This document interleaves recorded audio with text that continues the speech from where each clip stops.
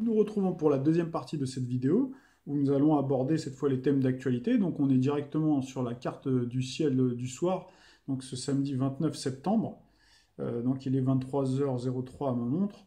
Et donc c'est vrai que tout à l'heure dans la première partie, j'ai pas mal insisté volontairement sur les défauts, les qualités entre guillemets dévoyées du signe de la balance, non pas pour être désagréable au signe de la balance, bien au contraire, puisqu'on pourrait énumérer bien d'autres qualités qu'on aura l'occasion certainement de faire au travers d'autres vidéos hein, durant ce mois balance, si le temps me le permet. Mais c'était parce que justement, le signe de la balance reçoit en ce moment hein, certaines dissonances, donc qui peuvent effectivement poser problème et qui changent hein, complètement la nature balance. Notamment Pluton, hein, Pluton qui œuvre hein, depuis fin 2007-2008, on l'a déjà dit à maintes reprises, et qui forme en fait une parfaite dissonance avec un Soleil hein, qui est en balance. Donc le Soleil de la France de la Ve République, puisque, hein, je l'ai dit dans la première partie de la vidéo, donc on a fêté les 60 ans hein, de la France de la Ve République, 28 septembre 1958 à 22 heures, hein, balance ascendant Gémeaux. Donc ça veut dire que depuis que Pluton traverse le signe du Capricorne, hein, il y a une dissonance donc, qui fait que la France, qui est censée être le pays ben, de l'équité, de l'égalité, de la justice, justice notamment sociale, hein, de la diplomatie aussi d'œuvrer pour la paix à l'international, ben, n'est plus vraiment dans ce registre-là hein, ces dernières années, cette dernière décennie, à cause justement de Pluton. Pluton qui complètement dénature hein, les qualités hein, de diplomatie, les qualités d'apaisement, puisque la France, en fait, c'est un pays où il fait bon vivre. Hein, c'est un pays qui a l'art de vivre, où tout y est agréable. D'ailleurs, on a, si vous regardez le thème de la Ve République, on a Soleil en maison 5. Hein. Maison 5, c'est la maison des loisirs. D'ailleurs, 5 comme la Ve République. Hein. Donc la maison des loisirs, des loisirs, des hobbies, des passions. Hein. Donc c'est vrai que c'est vraiment un pays voilà, magnifique, hein, où il fait bon vivre. On a d'ailleurs aussi un milieu du ciel. Bon, un jour, il faudra qu'on parle un peu plus du thème de la Ve République. Hein. Donc avec un milieu du ciel en Verseau. Donc le Verseau, le signe de la fraternité. Donc là, on retrouve bien égalité, fraternité hein, et liberté également, avec le Verseau, Verseau au milieu du ciel. Hein. Mais malheureusement, donc on se rend bien compte hein, qu'au fil de notre actualité, ça fait un moment maintenant que vous en êtes aperçu, hein, que ben il y avait beaucoup d'injustices. Alors c'est vrai que il y a en plus un Saturne qui vient maintenant, qui est venu rejoindre hein, depuis maintenant l'année dernière, la fin de l'année dernière, depuis le 20 décembre, depuis le solstice d'hiver, donc il vient rejoindre Pluton donc pour créer en fait hein, cette disharmonie justement. C'est-à-dire que là on va voir tout est complètement travesti. Et puis on a eu aussi, surtout pendant les 7 dernières années, hein, on a eu Uranus aussi qui a traversé le bélier, c'est-à-dire le signe opposé. Et Uranus, comme vous le savez, c'est une planète en fait effectivement, qui rénove, qui donne plus de liberté, hein, qui donne plus de liberté individuelle, mais qui aussi sépare les gens, qui est aussi comme un coup de hache en fait quelque part, qui détruit en fait hein, ben, les valeurs balance, puisqu'il y a eu une opposition et en fait il y a eu une tenaille, hein, Uranus-Pluton, hein, d'accord, avec le cycle effectivement de la grande crise. Hein. Alors qu'on va retrouver, hein, c'est ça mon sous peu là, à la fin, au début du mois de novembre, on va retrouver cette rétrogradation d'Uranus hein, dans le signe du bélier. Donc on a eu ce qu'on appelle hein, la hiérarchie, l'inversion de la hiérarchie des normes. On a eu aussi beaucoup sur le plan sociétal de remises en question, hein, d'accord, qui ont beaucoup fait grincer les dents. D'ailleurs, nos politiques, si vous avez remarqué, depuis ces périodes-là, hein, depuis notamment 2011, hein, donc qui coïncide à la fin du quinquennat de Nicolas Sarkozy et le début du quinquennat Hollande, se sont attaqués beaucoup aux sujets sociétaux. Hein, les sujets sociétaux, les sujets d'identité, les sujets en rapport avec les unions, hein, mariage pour tous. Vous voyez, en fait, parce qu'ils ne peuvent plus rien faire finalement sur le plan économique, parce que sur le plan économique, c'est Pluton notamment hein, qui dirige dans l'ombre, hein, qui dirige vraiment le pays en fait. Hein. Et donc, il faut bien qu'ils montrent qu'ils servent à quelque chose, hein, qu'ils sont payés avec les deniers des contribuables, donc en faisant plein de réformes hein, sur le plan sociétal donc qui finalement ont parachevé d'opposer les gens, tout en sachant que si vous mettez le thème de la Ve République, vous verrez qu'il y a Lune en bélier et Soleil en balance, hein. Donc il y a cette opposition-là qui montre déjà de façon originelle un problème identitaire, hein. Quand on a l'opposition Soleil-Lune, hein, il y a un problème même dans un thème individuel d'ailleurs, hein, il y a un problème d'identité, et là on le retrouve. C'est-à-dire qu'avec ces deux dissonances-là sont venues appuyer dessus, sont venus faire appuyer là où ça fait mal. Et on avait déjà eu un cycle, hein, similaire avec la présence de Pluton-Uranus, hein, Pluton en balance, et Uranus également en balance, hein, dans les années 70, hein, d'accord, au milieu des années 70 notamment. Donc là, je vous invite à regarder les vidéos sur Pluton, mais on a déjà eu un premier tour de manivelle, hein, à cette époque-là, hein. Et donc là, on a retrouvé un second tour pendant cette période qui a été houleuse et donc qui a laissé des traces indélébiles. Et c'est la raison pour laquelle eh ben, aujourd'hui, on a une actualité où beaucoup de choses en fait sont biaisées, et on va voir tout de suite quoi. Alors, premier article, hein, qui nous vient de BFM TV, donc c'est banques, hein, qui prélèvent indûment les frais de découvert à leurs clients. Donc là, ça aussi, on retrouve bien l'aspect financier et l'injustice aussi, hein, c'est-à-dire le poids considérable que représente le système bancaire, hein, qui se permet, puisqu'il n'y a pas de contrôle, puisque ce sont les banques, hein, qui ont pris le pouvoir partout, donc qui se sont permis des largesses en prélevant des frais indûment à leurs clients. Donc là, on retrouve bien l'aspect monétaire et l'injustice, hein, balance. Et puis si on se remet sur la carte du ciel, c'est vrai que j'ai pas dit, mais Vénus est dans le signe du Scorpion. Donc le signe du Scorpion, hein, c'est un signe qui est lié justement au système financier. Hein. Système financier, tout ce qui a un rapport avec les dettes, et puis aussi les secrets cachés. Hein. Vénus, donc maître de la balance en Scorpion, donc ça peut donner aussi une certaine vénalité, hein, il y a un côté vénal, donc de la part, hein, du système bancaire. Et là on retrouve bien Pluton, maître, hein, du Scorpion. On le retrouve encore une fois, vous voyez, en Capricorne. En Capricorne, où on voit effectivement Pluton qui est en dissonance avec le Soleil, donc je viens de le rappeler tout à l'heure. Voici cette fois-ci donc sur un article de France Info du 25 septembre, donc où on retrouve en fait un titre: budget 2019, 8 millions de retraités vont perdre l'équivalent d'un demi-mois de retraite, hein, dans leur pouvoir d'achat, estime Valérie Rabault. Donc ça, on l'a déjà parlé, hein, en long, en large et en travers, hein, au travers d'une vidéo qu'on avait faite, hein, spécialement sur les retraités. Donc forcément, ben, on pense, hein, là, à ses parents, grands-parents, pour ceux qui ont encore la chance d'en avoir, hein.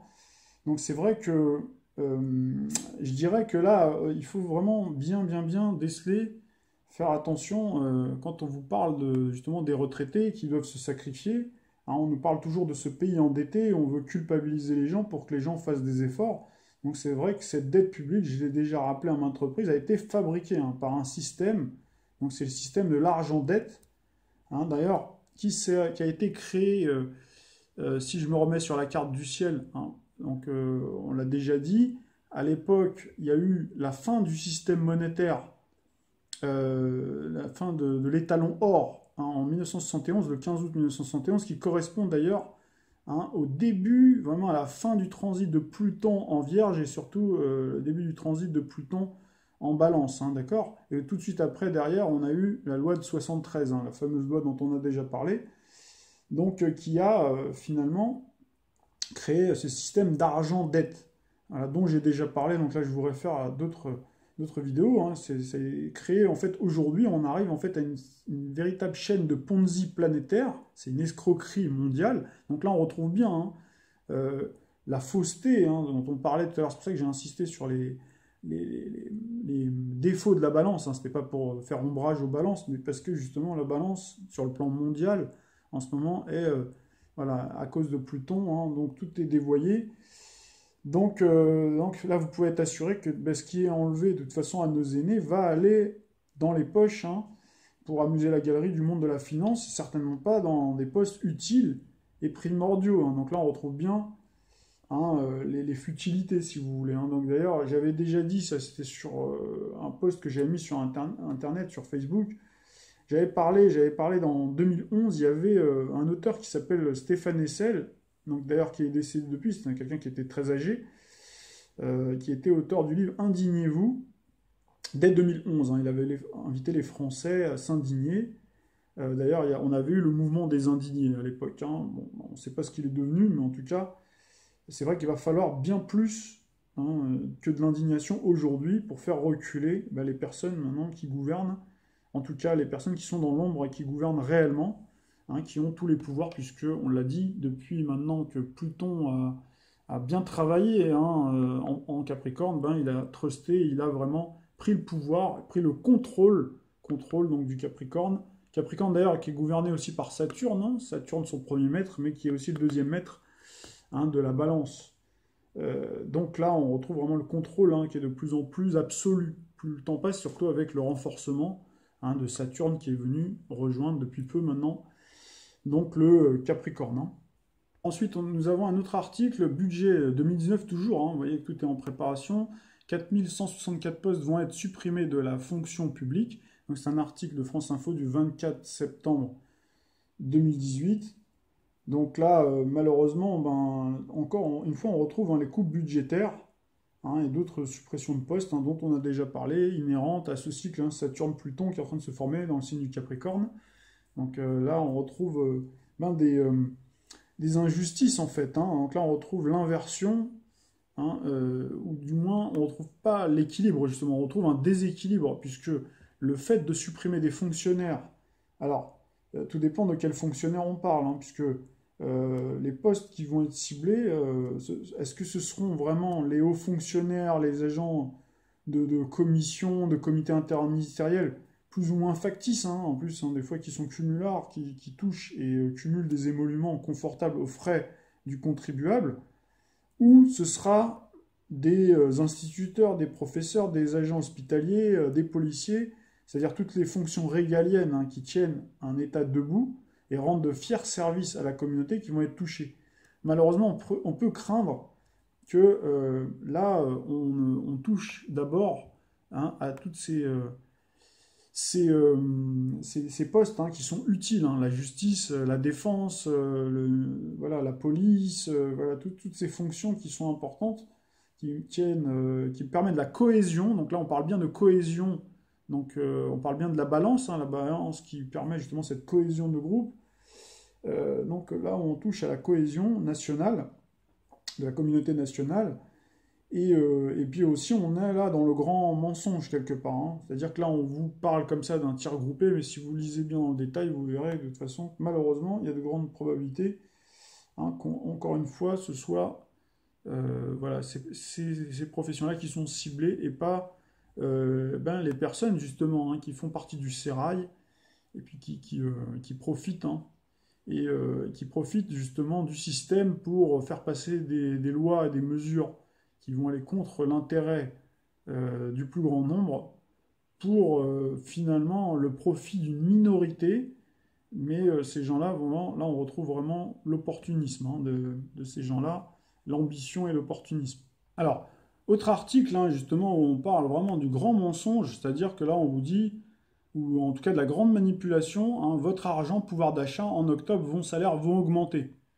Donc effectivement, c'est vrai que sur les fiches de paye, vous allez voir, ça c'est sûr que vous allez voir augmenter. On ne peut pas dire le contraire. Voilà. Mais après, d'ailleurs, l'article le dit bien, là par contre, il n'y a pas de surprise. Il vous parle bien du prélèvement à la source qui va gâcher l'effet.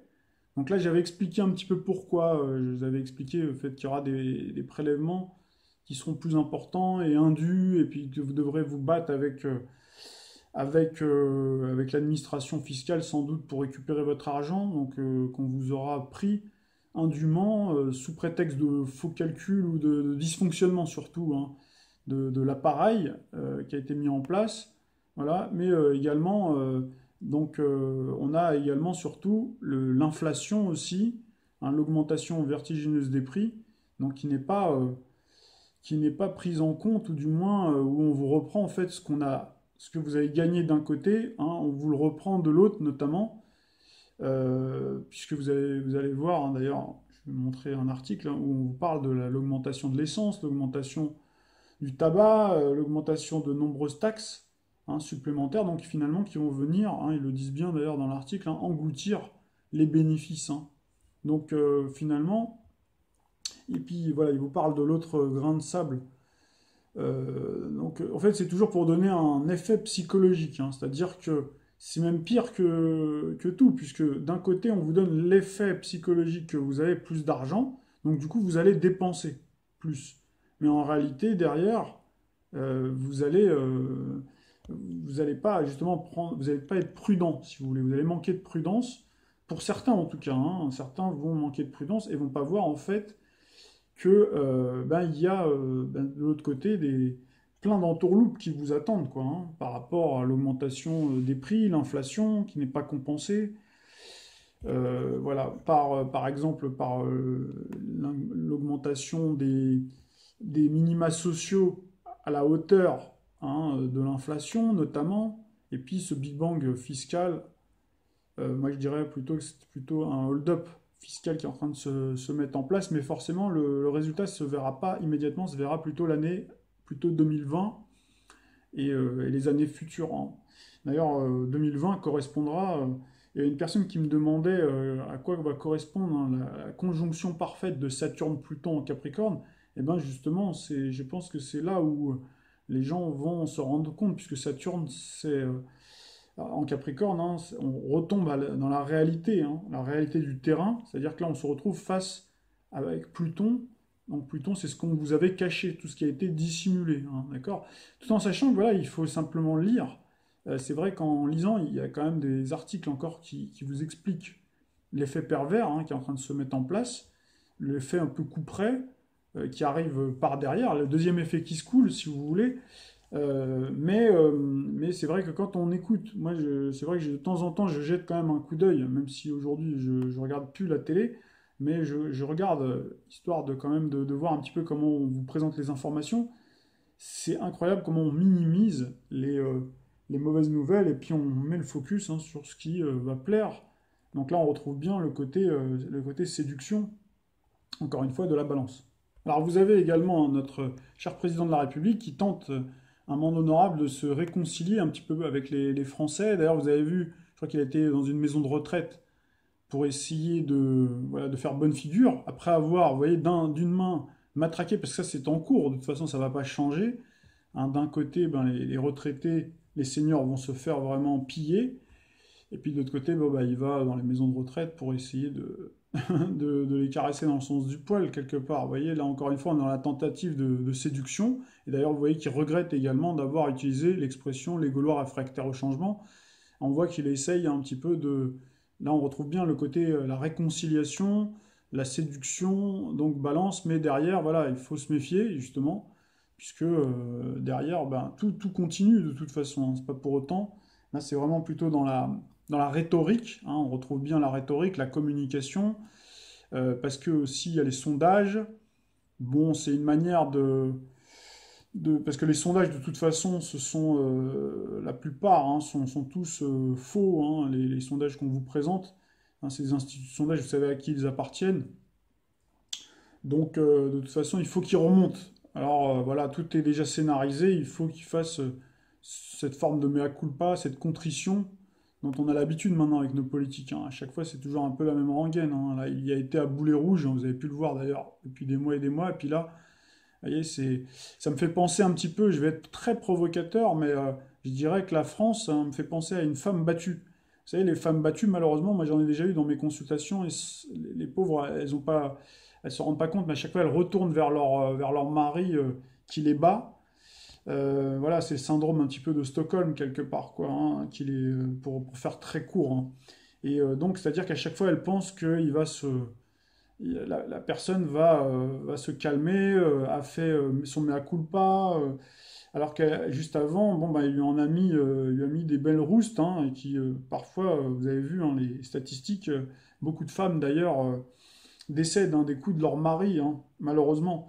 Donc, et malheureusement aussi, il y a beaucoup trop de femmes, hein, qui reviennent auprès de leur mari. D'ailleurs, c'est pour ça aussi que certains policiers, alors c'est pas une excuse, mais il y a certains policiers qui parfois, quand il y a des plaintes, de certaines femmes dans les commissariats, quand il y a des conflits conjugaux, hein, qui peuvent aller jusqu'aux mains, ils attendent parfois de voir si le couple ne va pas se réconcilier avant vraiment d'entériner le procès verbal, etc. Alors après, je disais, c'est pas une excuse, puisqu'il y a aussi, malheureusement, une mauvaise prise en charge hein, de tout ça. Tout ça, pourquoi je vous fais ce parallèle-là? Ben, c'est un peu comme ça que les Français, malheureusement, aussi fonctionnent. Là, on retrouve bien hein, la balance qui pardonne quelque part, qui se laisse séduire hein, par quelqu'un qui peut être un prédateur. En tout cas, lui, il représente hein, ce monde de la finance, hein, c'est loup de Wall Street, puisqu'il en est l'incarnation. Et puis, voilà, donc il vous caresse dans le sens du poil pour après encore mieux vous en remettre une fois que vous aurez baissé votre garde. Donc c'est exactement ce qui est en train de passer. Donc je suis assez sévère, mais vous verrez, dans le temps, Monsieur Emmanuel Macron, dont on a déjà bien brossé le portrait astro-psychologique, de longue date d'ailleurs, hein, on a bien vu qu'il avait l'art de toute façon, c'est pas quelqu'un qui est dans la pacification, même si il est du signe du Sagittaire, un signe qui normalement est là pour concilier, pour réconcilier les gens, mais voilà, il a ce Mars-Uranus très fort qui est plutôt belliqueux, Mars qui est la planète de la guerre, et Uranus qui est là pour transgresser, pour être désinvolte, pour séparer les gens. Donc vous verrez que dans le futur proche, et certainement très proche, certainement quand on va arriver avec un soleil en scorpion, hein, on va revoir sa nature beaucoup plus belliqueuse. Alors, Emmanuel Macron, toujours pour poursuivre sur lui, donc il était à l'ONU, hein, et donc il dénonce, vous voyez, dans cet article-là du 26 septembre, hein, donc la loi du plus fort. C'est-à-dire qu'en fait, vous voyez Emmanuel Macron qui s'indigne face à la loi du talion, hein, pratiquée justement par les puissances financières, par le nouvel ordre mondial, alors qu'en fait il en est lui-même le représentant, l'émissaire, et la personne qui va appliquer servilement les directives qui lui sont assignées en haut lieu par les puissances d'argent. Donc vous voyez que là, on voit bien le retournement de situation, on voit bien encore la volte-face d'Emmanuel Macron à travers ce Mars-Uranus dont on a déjà parlé, hein, donc capable finalement, avec un beau discours d'ailleurs que j'ai vu, où on a l'impression vraiment cette sincérité, cette force de persuasion qui est là, et on pourrait lui donner le bon Dieu sans confession, quoi. Dire que lui, il est hors de ça, qu'il est là plutôt pour préserver les intérêts. Hein, vous voyez, qu'il se met dans la poche, en fait, finalement, les plus petits, quoi. Alors que, vous voyez, il n'a pas arrêté de les fustiger. Là, il faudrait reprendre toutes les déclarations qui sont assez incroyables. Donc, vous voyez qu'il manque pas, vraiment pas de toupet. Et donc, voilà, vous allez voir qu'il n'a pas fini de surprendre hein, donc les électeurs et les contribuables français. Puisqu'on est sur le volet international, donc on a un article qui date de la veille, voilà, et du 28 septembre, et donc on nous parle de l'Allemagne. Erdogan tente de surmonter hein, les contentieux avec Merkel. Donc vous voyez là aussi il y a une tentative de réconciliation hein, donc avec l'Allemagne. Donc vous voyez qu'on essaye d'apaiser les tensions. Donc là on retrouve bien donc l'apaisement, la recherche de conciliation, de réconciliation hein, du signe de la balance. Alors là, nous sommes sur un article en fait qui date du 14 septembre. C'était une période vierge, mais je voulais vous présenter, parler de cet article-là parce qu'on voit Castaner donc met sa démission dans la balance. Donc c'était plus pour le jeu de mots balance. Et puis également parce qu'on avait parlé de démission, on avait mis une vidéo en ligne hein, qui s'intitulait Après Nicolas Hulot à qui le tour hein. Et donc on avait évoqué, alors Castaner, je ne sais plus si on en avait parlé, mais on avait dit qu'il y aurait de toute façon d'autres démissions. Et il y en a un autre là qui est en ce moment en balance. C'est le ministre de l'Intérieur, hein, Gérard Collomb, d'ailleurs, qui parle éventuellement de démissionner. Donc on verra si ça doit se faire. À mon avis, ça se fera plutôt, a priori, sous le signe du Scorpion. On aura certainement l'occasion d'en reparler. Alors tout à l'heure, on parlait de l'international et je voulais faire un petit crochet sur la Grèce. J'aurais aimé faire un article ou faire une publication beaucoup plus large pour vous expliquer aussi hein, la Grèce, puisque c'est vrai qu'on vous parle beaucoup de la sortie de crise hein, de la Grèce. Et justement, donc, vous avez Philippe Béchade, hein, qui est un économiste des éconoclastes, qui officiait pas mal sur BFM Business avant d'être plus ou moins mis de côté, limogé. En tout cas, plus invité, parce que je crois qu'il n'était pas vraiment... voilà, il n'était pas embauché par BFM Business, me semble-t-il. Mais en tout cas, voilà, il vous fait une vidéo intitulée Mais de qui se moque-t-on? Donc, sortie de crise en Grèce. Hein, mais de qui se moque-t-on? Effectivement, la Grèce a bien un excédent primaire, hein, donc, qui est vraiment important, donc qui satisfait bien le monde de la finance. Donc là, c'est vrai qu'ils sont contents, forcément, mais il faut voir à quel prix. Hein. Donc là, il faut regarder l'espérance de vie qui a baissé, Dans les hôpitaux, ils n'ont même plus les moyens de commander des médicaments. Hein, donc vous avez la pauvreté, vous avez la chute vertigineuse de leur salaire. Donc voilà, vous avez un pays qui est exsangue, et puis vous avez aussi surtout de plus en plus, il y a des îles grecques qui appartiennent même plus à la Grèce, vous avez le port du Pirée, je l'avais déjà dit, qui n'appartient plus aux Grecs mais aux Chinois, ainsi de suite. Donc en fait c'est un pays qui est devenu l'ombre de lui-même, et quand vous voyez Monsieur Tsipras qui vous parle de croissance à l'horizon 2040, je ne sais quoi, à 2%, c'est... Effectivement, il a bien raison de dire de qui se moque-t-on, c'est du foutage de gueule, puisque personne ne peut faire des prévisions aussi lointaines. Et donc on voit bien que tout ça c'est fait aussi voilà, pour que les financiers continuent finalement à ne pas s'inquiéter et continuent à jouer en bourse, à spéculer.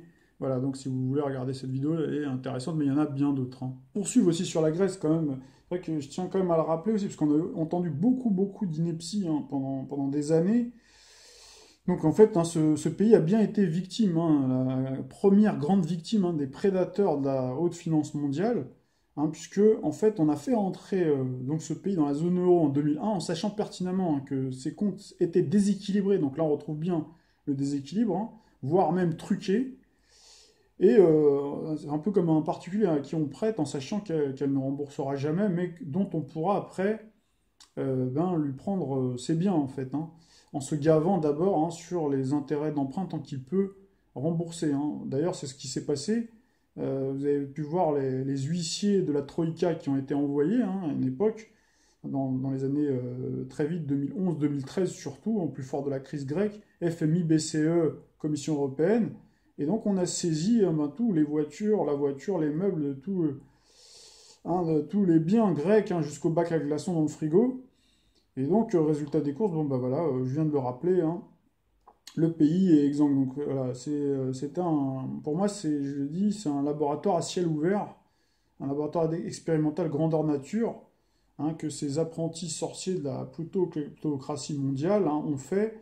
Mais maintenant, malheureusement, on a aussi d'autres pays qui sont sur la sellette, tous les autres, l'Italie en première ligne, l'Espagne, le Portugal, la France, etc., etc.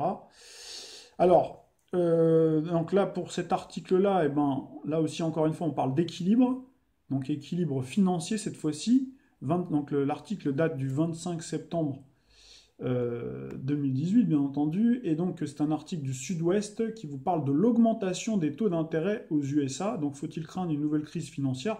Donc il faut savoir que certaines, la plupart, pas toutes, mais il y a de nombreuses crises financières qui ont eu lieu depuis maintenant plusieurs centaines d'années. On aura certainement l'occasion d'en reparler un peu plus longuement.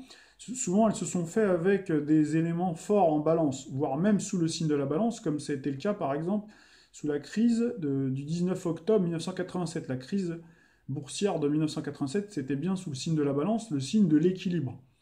Et donc, d'ailleurs, la crise des subprimes qui a eu lieu en 2008, s'était faite avec la remontée soudaine des taux directeurs, des taux d'intérêt, donc décidés par la Fed, décidés par le monde, la plus haute instance financière des États-Unis. Donc c'est aussi, alors on y reviendra un peu plus longuement, mais c'est vrai que c'est aussi ça qui a fait, c'était la goutte un petit peu qui a fait déborder le vase. Donc là, il y a un risque d'une nouvelle crise.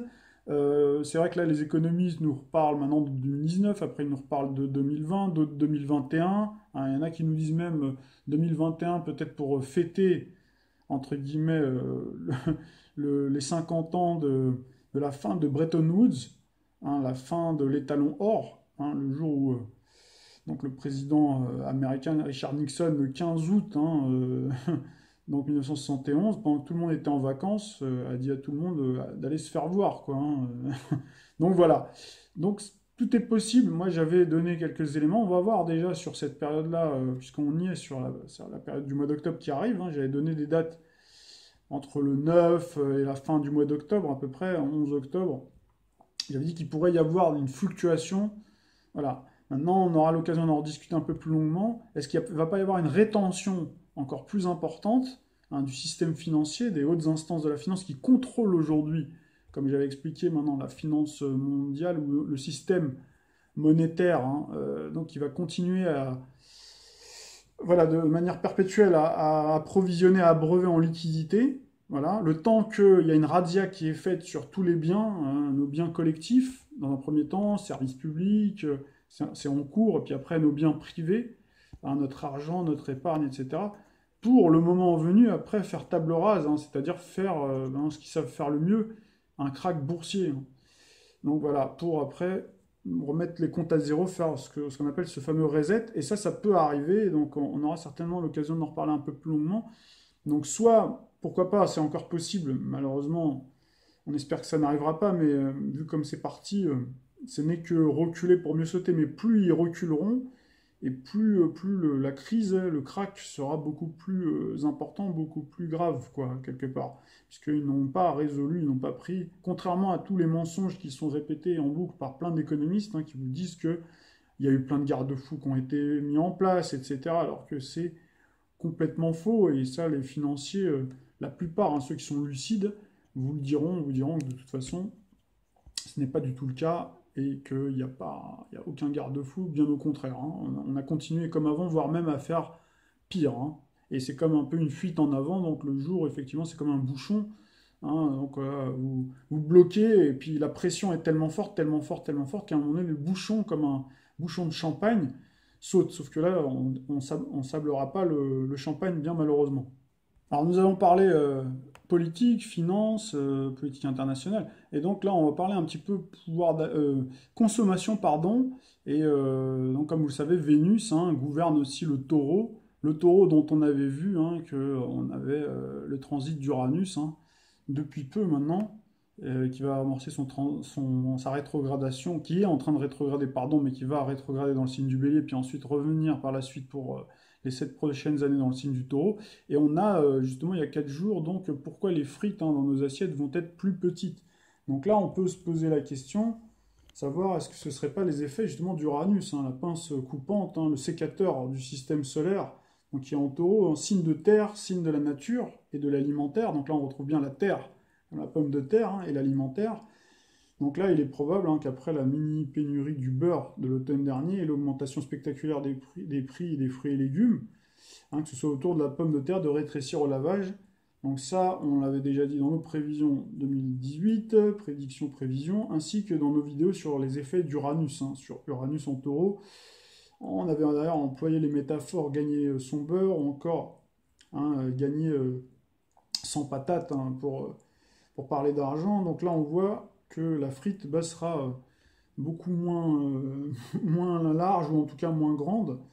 Et donc on avait fait ce rapport avec les effets donc d'Uranus, donc en 1934, puisqu'elle avait amorcé son transit le 7 juin 1934, c'était la période pendant laquelle on avait connu le rationnement, la pénurie, les ersatz, et on a eu donc depuis le retour de l'astre, hein, depuis le 16 mai 2018, hein, donc on commence à ressentir les premiers accents, peut-être. Donc là, il faudra voir si cette tendance se confirme, parce que je veux quand même rester toujours prudent, forcément, pas toujours tirer de conclusions hâtives, mais enfin, voilà, c'est vrai qu'il y a quand même des choses qui se répètent. Là, on nous parle peut-être de quelque chose de conjoncturel, c'est-à-dire que ce serait une mauvaise récolte due peut-être à un manque d'eau, des orages, hein, qui ont malmené les champs. Et effectivement, quand on regarde dans le passé, donc j'ai pris aussi des articles pour être vraiment objectif, hein, les producteurs de pommes de terre qui n'avaient déjà pas la frite, c'était en 2015. Donc là, il n'y avait pas encore Uranus, hein, dans le Taureau. Donc il faut voir, voilà, toujours à observer, on verra si cette tendance se confirme, mais il y a de fortes probabilités que ce soit le cas. Il faudra attendre, à mon avis, plutôt le printemps de l'année prochaine, 2019. Là, on en saura beaucoup plus, on saura à quelle sauce nous allons être mangés. Alors, il y a un article aussi qui vient de nous expliquer. Alors là, il date, hein, du 13 septembre. Je l'ai repris quand même parce qu'il s'inscrit dans cette tendance dont on n'a peut-être pas encore parlé, c'est la France devient une société de déconsommation. Donc on voit en fait que le pouvoir, alors il y a les deux effets conjugués, je pense, hein. Il y a les effets du pouvoir d'achat qui baissent des gens, donc les gens deviennent plus sélectifs. Donc c'est vrai qu'ils mettent moins d'articles dans leur panier. C'est dû aussi à l'effet de l'euro, et puis aussi parce que les gens privilégient aujourd'hui beaucoup plus la qualité. Que j'ai plus ce problème de caméra, là, de vidéo, donc je ne sais pas si vous voyez l'image, hein. Donc vous voyez les comparaisons des caddies entre 1998, 2005 et 2015. Donc là, vous voyez que c'est effarant, c'est-à-dire qu'avec 20 euros, on remplissait le caddie en 98, et puis aujourd'hui, avec l'inflation conjuguée, puis les effets aussi de l'euro, donc on voit clairement qu'on ne remplit plus le caddie. Alors c'était une photo donc, qui datait de 2015. Réglementer la nourriture industrielle pour lutter contre la malbouffe et préserver la santé. C'est ce que préconise une commission parlementaire et les consommateurs y semblent favorables. Vu le nombre d'obésité qui se développe en France, c'est vraiment important qu'ils le mettent en place. Ceux qui touchent les enfants en plus. Il y a beaucoup de produits qui contiennent trop de sel et ça se sent quand on les consomme. Et c'est vrai que ce serait pas une mauvaise idée de baisser la teneur des produits en sel. Il faut surtout que les consommateurs soient raisonnables et n'achètent plus ces produits-là. De toute façon, j'achète très peu de produits tout faits. Alors. Si, j'achète beaucoup de sucre parce que j'achète beaucoup de fruits. Les députés proposent une nouvelle réglementation qui limiterait les ajouts de sel, de sucre et d'acide gras. Dans le pain, le sel serait limité d'abord à 18 grammes par kilo de farine, puis à 16 grammes en 2021. Quand vous avez du sel, il y a une date limite de consommation qui va être optimisée, donc qui est plus intéressante pour le consommateur parce que ça évite de gaspiller trop rapidement les nourritures. Mais ça a une conséquence négative sur votre état de santé, parce que le sel est quand même pourvoyeur de maladies cardiovasculaires. Quant aux additifs souvent nocifs, leur nombre serait réduit de 338 aujourd'hui à 48 d'ici à 2025. Le dioxyde de titane serait enfin interdit dans la nourriture. Cet additif, présent sous forme de nanoparticules dans certains plats préparés et dans les confiseries, peut provoquer des troubles immunitaires et des lésions précancéreuses. Les consommateurs espèrent que ces préconisations ne resteront pas lettre morte. C'est désormais au gouvernement de s'en saisir. Là, vous avez entendu, hein, donc c'est quand même une nouvelle, puisque normalement il y a un rapport donc, qui fait un état déplorable des additifs et tous les produits néfastes et un excès de sel dans l'alimentation, les produits transformés. Mais vous avez vu qu'à la fin, vous voyez comment elle conclut par rapport à ce rapport, la manière dont vous le présente, on a l'impression que c'est quelque chose qui va s'appliquer, et puis finalement après on vous dit, en espérant que ça ne reste pas lettre morte. Moi je pense que ça encore une fois c'est une manipulation, on verra si ça se confirme, mais vous voyez, il vous parle de baisser en fait le taux de ces mauvais ingrédients, ces ingrédients néfastes pour la santé. Et en fait, à mon avis, il peut y avoir un tour de passe-passe pour baisser la quantité des aliments, comme on a vu par exemple sur la frite, vous voyez, qui est réduite, qui est amputée. Donc ça, on l'avait déjà dit sur nos vidéos sur Uranus, on avait parlé justement de cette réduction, soit sans qu'on nous le dise, soit de cette manière-là, en noyant un peu le poisson, de ce qu'il va y avoir, des quantités en fait qui vous seront proposées, avec un prix qui est toujours soit qui augmente, soit qui reste stable, mais avec des quantités qui baissent. Donc finalement, vous achetez beaucoup plus cher un produit. Donc là, à voir, à réfléchir, à creuser, mais pour moi, je le ressens un petit peu comme ça, malheureusement. Alors, puisque on est sur cette page-là, donc j'en profite aussi pour vous parler des produits aussi. Il y a eu pas mal de choses qui ont été faites. Vous voyez, on parle beaucoup de la nourriture, des analyses de produits, des distributeurs, des friandises qu'on retrouve, les fameux coupe-faim ou ce qu'ils appellent les Américains le snacking, les Anglo-Saxons ils appellent ça le snacking, c'est-à-dire que c'est des aliments qu'on prend comme ça quand on n'a pas eu le temps de déjeuner, qu'on essaye de... Voilà, et en fait, ça on le sait, c'est un scoop pour personne, ils sont hyper mauvais, donc là il faut aussi regarder attentivement. Alors il faut, si vous le pouvez, moi je le sais que depuis des années je bannis tous ces produits-là de ma consommation, parce que c'est hyper mauvais pour la santé, puis en plus ça va enrichir ces industriels, ces mêmes industriels finalement qui gouvernent et qui nous imposent toutes ces mesures scélérates que l'on a donc au quotidien qui s'abattent sur les populations. Alors là, puisque je parle d'abattage qui s'abat sur les populations, on nous a malheureusement, il y a eu un terrible séisme, un tsunami en Indonésie qui s'est abattu donc il y a quelques heures avec un séisme d'une magnitude de 7,5 sur l'échelle de Richter et qui a fait quand même de nombreuses victimes. Donc tout à l'heure je parlais des intempéries, donc effectivement là on n'a pas de juste milieu et donc on a eu malheureusement terrible séisme dans cette zone du monde qui commence à être habituée puisqu'ils ont régulièrement des cataclysmes de grande ampleur.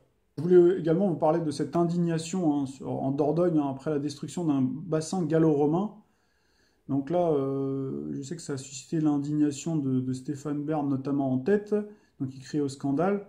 Et par contre, les élus, bon, ben, on voit que comme d'habitude, enfin en tout cas pour ce coup-là, ils n'ont pas vraiment réagi pour préserver quand même notre patrimoine, patrimoine culturel qui est d'une valeur inestimable et puis qui symbolise bien justement les racines, hein, les vestiges hein, gallo-romains, donc les racines françaises entre guillemets. Et puis donc on voit bien, c'est un peu à l'image de la destruction, enfin qui est en train de s'abattre petit à petit, doucement mais sûrement sur notre pays. Donc on le voit bien que ça se fait jusque dans les bas-fonds et les sous-sols. Et ça touche directement ben, notre culture, notre patrimoine culturel et historique. Donc quelque part, on voit qu'il y a une volonté voilà, qui est symbolique hein, de destruction de notre pays. Alors, puisqu'on parle de justice, hein, et on parlait d'inversion aussi de la hiérarchie des normes, et donc de l'injustice, donc là on voit bien, France 3, ou 3, maintenant ils ont enlevé le mot France, hein, de 3 Occitanie, 3 mois de prison ferme pour un vol de fromage hein, pour un homme qui avait faim à Toulouse. Et puis on voit par exemple hein, que dans le Val d'Oise, prison avec sursis pour l'élu qui piochait dans les caisses des handicapés. Alors pour clôturer cette vidéo, un peu sur le ton de l'humour, d'ailleurs on a une lune en Gémeaux, le signe de l'humour, donc un article, tout ce qui est de plus sérieux par contre, bon qui date hein, quand même, hein, mais je voulais vous le ressortir, hein, il date de l'année dernière, donc rien à voir avec la balance. Mais voilà, pour 16 millions d'Américains, le lait chocolaté vient de vaches marron. Donc c'est vrai que ça fait un petit peu sourire, forcément. Alors il faudrait voir quel résultat on aurait si on devait faire le même sondage en Europe, puisque on sait qu'aux États-Unis, il y a un gros décalage entre des gens effectivement très cultivés, voilà, qui ont accès aux études supérieures, hein, qui connaissent quand même beaucoup de choses, hein, voilà. Et puis vous avez une autre catégorie de la population, malheureusement, hein, vous voyez, qui est ignare. Donc en Europe, avec l'abaissement aussi du niveau éducatif, il y a des chances, malheureusement, que ce soit peut-être pas autant, mais qu'on ait aussi un résultat qui peut être assez stupéfiant. Alors vous avez également la journaliste Audrey Pulvar qui fait la promotion du vélo. Donc là, c'est intéressant, en fait, puisque le vélo, ben, ça représente bien l'équilibre. Hein. D'ailleurs, il y a un proverbe hein, qui dit qu'il faut, pour ne pas perdre l'équilibre, hein, il faut avancer hein, en vélo. Hein. Et donc c'est comme ça dans la vie. Et c'est vrai que le fait de faire cette promotion-là pour le vélo, donc c'est intéressant aussi dans le sens où, forcément, ça permet aux gens de moins utiliser la voiture et donc de moins polluer. Donc ça, c'est déjà une première chose. Mais aussi de préserver leur santé, et ça peut être aussi une manière indirecte de faire baisser le coût de la sécurité sociale, hein, le recours justement aux médicaments, le recours à des consultations par rapport à des problèmes cardiovasculaires à cause de la sédentarité, à cause du fait qu'on reste... voilà, elle en parle d'ailleurs de la sédentarité, donc qui développe des pathologies, les maladies cardiovasculaires, le diabète. Donc voilà, tout ça fait que la bicyclette, c'est vrai, dans les pays anglo-saxons, ou plutôt les pays scandinaves et les pays comme l'Allemagne, donc ont beaucoup développé hein, le vélo, ce qui n'est pas le cas en France. Donc là, on voit que cette journaliste-là fait la promotion du vélo, donc c'est très très bien. Après, c'est vrai que ce qu'on peut se demander, c'est marrant que ça arrive maintenant, puisque, comme vous le savez, le gouvernement veut immatriculer, on l'avait dit dans d'autres vidéos, les bicyclettes. Et donc, on a supposé, on anticipe un petit peu sur une possible taxe hein, qui pourrait arriver derrière. Donc voilà, et de toute façon, par la force des choses, avec la paupérisation de la population, de plus en plus de gens vont être contraints de se tourner vers la bicyclette, ou en tout cas de marcher, d'aller au travail à pied s'ils le peuvent, ou de prendre les transports en commun qui seront de toute façon bondés, parce que à un moment donné, il y a un effet de seuil. Et quand on voit aussi la cherté de l'essence, hein, on a vu que l'essence a encore augmenté.